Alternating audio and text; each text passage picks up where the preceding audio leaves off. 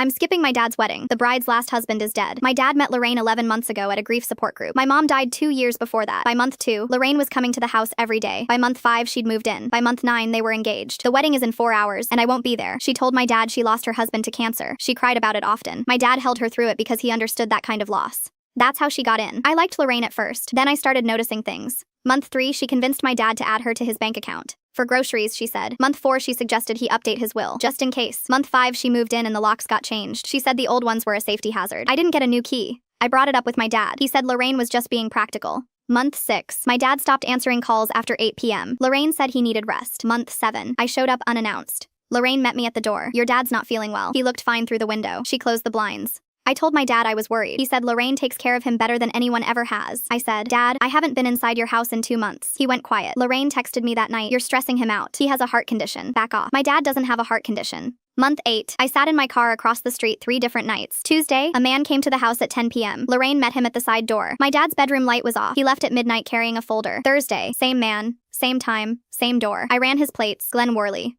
attorney, specializing in estate planning and power of attorney. Month 9, my dad announced the engagement. I asked to see him alone. Lorraine said she'd give us space but stood in the kitchen the entire time. I asked my dad if he'd changed his will. He said Lorraine helped him update it. I asked who the beneficiary was. He changed the subject. I went home and couldn't sleep. The next morning, I called my Aunt Deborah. She hadn't heard from my dad in 3 months. Lorraine told her he needed space from the family. Aunt Deborah said the same thing happened to a woman at her church. New partner, isolation, changed will. The husband was dead within a year. I searched Lorraine's full name online. Nothing. I searched Lorraine with Glenn Worley. One result, a civil court filing from 6 years ago in another state. Lorraine Faye Sutter, named in a wrongful death suit by the children of a man named Dale Sutter. Dale Sutter, 1. Retired, homeowner, changed his will 4 months into the relationship. Dead 5 months after the wedding. Cause of death listed as heart failure. The case was dismissed for insufficient evidence. I printed everything. I called my dad's phone 11 times before the wedding. No answer. Wedding day. I called Aunt Deborah, Hank, and 3 cousins. I told them everything. We drove to the courthouse. My dad was standing at the front in a gray suit, Lorraine beside him in white. The officiant was mid-sentence. I walked in. Lorraine saw me first. Her smile dropped. Dad, you need to read something before you do this. She grabbed his arm. She's trying to ruin our day. I handed him the printout. Dale Sutter, dead 5 months after marrying a woman named Lorraine. Will changed. Estate transferred.